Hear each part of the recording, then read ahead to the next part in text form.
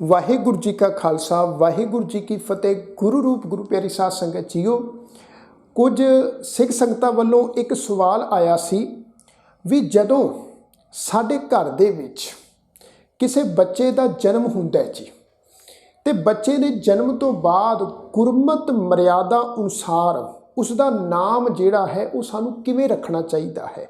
तो साध संगत जीओ, अज आओ गुरबाणी सीखीए। इस प्रोग्राम दे विच मैं आप समूह सिख संगतां दे नाल इसे ही विषय के संबंध विच एक बहुत ही अहम जानकारी जो है वो साझी करन जा रहा हाँ। तो मैं आप समूह संगत नूं बेनती करना चाहांगा भी अज दे इस प्रोग्राम नूं शुरू तो लैके एंड तक आप भी देखो तो होरना सिख संगतां दे नाल भी वध तो वध जरूर शेयर करो जी। तो साध संगत जी, वो सब तो पहली बेनती इनू सुनो जी ध्यान दे नाल। अज दे इस प्रोग्राम दे विच जितनी भी जानकारी मैं आप जी दे नाल साझी करन जा रहा हाँ, यह जानकारी मैं अपने कोलों नहीं बल्कि आ तुसी देख सकते हो भी मेरे हथ दे विच सिख रहत मर्यादा दी एक किताब है जी, जिहड़ी सिख रहत मर्यादा श्रोमणी श्री अकाल तख्त साहिब वल्लों पंथ प्रवानित रहत मर्यादा है। तो इस रहत मर्यादा दे विचों मैं कई विषयों के संदर्भ दे विच पहलां भी तुहाडे नाल अहम जानकारी साझी कर चुका हाँ। अज दी भी जानकारी इसे ही सिख रहत मर्यादा विचों साध संगत मैं तुहाडे नाल साझी करन जा रहा हाँ भी साडे घर दे विच नव जन्मे बच्चे दा जिहड़ा नाम है वो सानू गुरमत मर्यादा अनुसार किवें रखना चाहिए है। साध संगत जी, इस सिख रहत मर्यादा दी किताब दे पन्ना नंबर 21 दे उपर तुसी देख सकते हो भी जन्म ते नाम संस्कार दे हेठ जिहड़ी है वो बहुत ही वडमूली जानकारी सानू दसी गई है। मैं आप जी दे नाल पढ़ के ये जानकारी साझी करदा हाँ। एक एक शब्द नूं बड़े ध्यान दे के सुनो जी। सानू ये जानकारी मुहैया करवाई गई है जी भी सिख दे घर बालक का जन्म होण मगरों जो बच्चे का जन्म हो जाए जी, जदों माता उठन बैठन ते इशनान करन दे योग हो जाए तो दिनां दी कोई गिनती मुकर्रर नहीं करनी अते सारे टब्बर ਜਾਂ सारे साख संबंधी गुरुद्वारा साहब कड़ा प्रसाद लैके जान ਜਾਂ उत्थे जाके कड़ा प्रसादी दे कराउण। हुण इत्थे एक मैं बेनती करना चाहांगा भी देखो इत्थे साफ ते स्पष्ट लिखिया होया भी जदों बच्चे दी माँ उठन बैठन ते इशनान करन दे योग हो जाए। साध संगत ये गल याद रखो, तुसी भी ये गल नूं वाचिया होवेगा भी दूसरियां वल वेख के अजकल साडे भी घरां दे विच जिहड़ी है एक तरह दे नाल एक मनमत चल पई हुई है जी, ਜਿਹੜੀ मनमत ब्राह्मणी विचारधारा मुताबक सूतक पातक दे नाल जुड़ी हुई है जी। साडे घरां दे विच ये मनमत आ जी, तुसी वाचिया होवेगा, शायद हो सकदा है तुसी भी कीती होवेगी ये मनमत। मैं बेनती करा भी जदों नव जन्मे बच्चे का जन्म हुंदा है ते उहदे बच्चे दे जन्म तो बाद जिहड़ी उहदी माँ है उन्होंने जिहड़ा है फिर एक कमरे दे विच जिहड़ा है वो 40 दिन जिहड़ा है वो उहदे कोलों चलीआ कटवाया जाता है अते घर दे जिहड़े घरेलू काम काज ने वो भी वो नहीं कर सकदी क्योंकि उहदे पिछे जिहड़ा है सूतक पातक का एक वहम मन्निया जाता है। कई 40 दिन पूरे करते हैं, कई 21 दिन पूरे करते हैं जी। इस तरीके दे नाल जिहड़ा है एक ब्राह्मणी जिहड़ा है सूतक पातक का वहम एक भरम जिहड़ा है मैं बेनती करना चाहांगा साडे घरां दे विच पाया जाता है। पर इत्थे ये गल याद रखो, गुरु ग्रंथ साहिब महाराज जी की पावन अमृतमी बाणी ने जिहड़ा है सूतक पातक दे वहम भरम नूं साडे मनां दे विचों बाहर कढिया है। तुसीं गुरु नानक साहिब दा आसा की वार विच शब्द पढ़ के देख लो, जेकर सूतक मन्नीए सब तैं सूतक होए गोहे अते लकड़ी अंदर कीड़ा होए। ये सारा शब्द जिहड़ा वा ये सूतक पातक दे वहम दे उपर जिहड़ी आ गुरु नानक साहिब ने करारी चोट मारी इस शब्द द्वारा। वो सारा शब्द तुसीं पढ़ के देख लेना। मेरे कहण तो भाव भी असी किसी भी तरह के नाल ना 21 दिनों का ना 40 दिनों का कोई सूतक पातक का कोई वहम भरम नहीं करना। ये साध संगत मनमत है, ये गुरमत नहीं आ। गुरमत जिहड़ी आ वो ये है भी बच्चे के जन्म तो बाद जदों माता बच्चे की माँ जिहड़ी है उठण बैठण दे योग हो जाए, राइट, उस तो बाद कोई दिनों की गिनती मुकर्रर नहीं करनी भी 40 दिन बाद ही जाना वा जां 21 दिन बाद जाना, कोई दिनों की गिनती मुकर्रर नहीं करनी। तुसी हफ्ते बाद भी जा सकते हो, तुसी 5 दिनों बाद भी जा सकते हो, राइट। भी घर परिवार के जी जिहड़े आ ਉਹ ਗੁਰਦੁਆਰਾ ਸਾਹਿਬ ਜਾਣ, ਉੱਥੇ ਕੜਾ ਪ੍ਰਸ਼ਾਦੀ ਦੇਗ ਲੈ ਕੇ ਜਾਣ। ਤੁਸੀਂ ਜੇ ਆਪ ਘਰੋਂ ਕੜਾ ਪ੍ਰਸ਼ਾਦੀ ਦੇਗ ਤਿਆਰ ਕਰ ਸਕਦੇ ਹੋ ਤਾਂ ਵੈਲ ਐਂਡ ਗੁੱਡ ਹੈ। ਜੇ ਨਹੀਂ ਕੜਾ ਪ੍ਰਸ਼ਾਦੀ ਦੇਗ ਤਿਆਰ ਕਰ ਸਕਦੇ ਤਾਂ ਗੁਰਦੁਆਰਾ ਸਾਹਿਬ ਜਾ ਕੇ ਉੱਥੇ ਕੜਾ ਪ੍ਰਸ਼ਾਦੀ ਦੇਗ ਜਿਹੜੀ ਆ ਉਹ ਤੁਸੀਂ ਉੱਥੋਂ ਭਾਈ ਸਾਹਿਬ ਤੋਂ ਕਰਵਾ ਸਕਦੇ ਹੋ ਜੀ ਤਿਆਰ।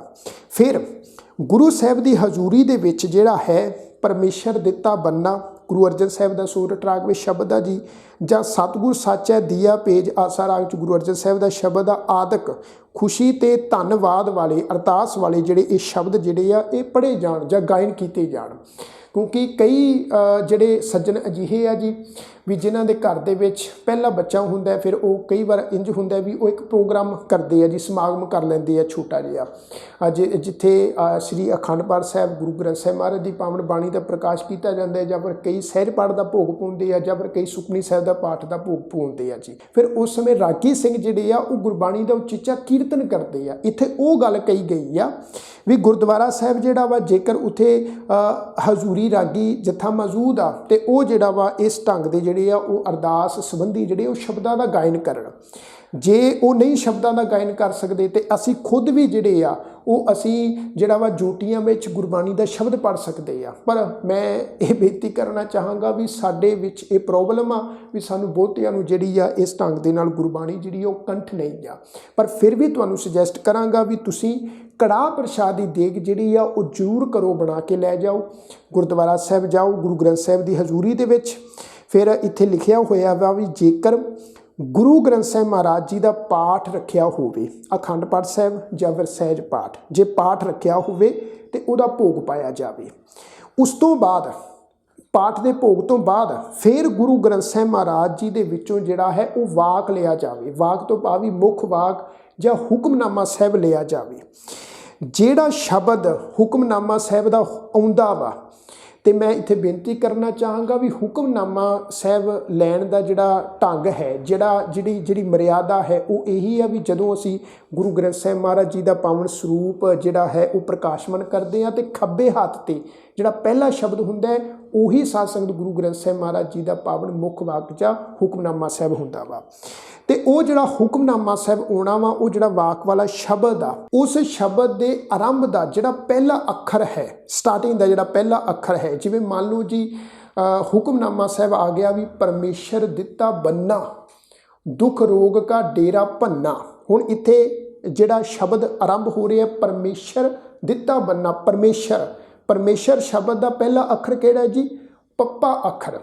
ਪੱਪੇ ਅੱਖਰ ਤੋਂ ਜਿਹੜਾ ਹੈ ਉਹ ਬੱਚੇ ਦਾ ਨਾਮ ਸਿਲੈਕਟ ਕੀਤਾ ਜਾਵੇ। ਭਾਈ ਸਾਹਿਬ ਜਿਹੜੇ ਆ, ਜੇ ਤਾਂ ਭਾਈ ਸਾਹਿਬ ਨੇ, ਗ੍ਰੰਥੀ ਸਾਹਿਬ ਨੇ, ਗੁਰਦੁਆਰਾ ਸਾਹਿਬ ਦੇ ਨੇ, ਉਹਨਾਂ ਨੇ ਵਾਕ ਲਿਆ ਵਾ, ਫਿਰ ਉਹ ਅਨਾਉਂਸ ਕਰਨ ਵੀ ਆਹ ਸ਼ਬਦ ਦਾ ਇਹ ਅੱਖਰ ਨਿਕਲਿਆ ਹੈ ਗੁਰੂ ਗ੍ਰੰਥ ਸਾਹਿਬ ਮਹਾਰਾਜ ਦੀ ਪਾਵਨ ਬਾਣੀ ਦਾ, ਤੇ ਇਸ ਅੱਖਰ ਤੋਂ ਤੁਸੀਂ ਆਪਣਾ ਨਾਮ ਜਿਹੜਾ ਵਾ ਬੱਚੇ ਦਾ ਸਿਲੈਕਟ ਕਰ ਸਕਦੇ ਹੋ। ਇਹ ਜਿਹੜੀ ਆ ਇਹ ਰਹਿਤ ਮਰਿਆਦਾ ਹੈ, ਇਹ ਗੁਰਮਤ ਮਰਿਆਦਾ ਹੈ ਵੀ ਨਾਮ ਉੱਥੇ ਫਿਰ ਸਿਲੈਕਟ ਕੀਤਾ ਜਾਵੇ। ਸਾਰੀ ਫੈਮਿਲੀ ਮੈਂਬਰ ਜਿਹੜੇ ਆ, ਘਰ ਪਰਿਵਾਰ ਦੇ ਜੀ ਆ, ਨਾਮ ਸਿਲੈਕਟ ਕਰ ਲੈਣ।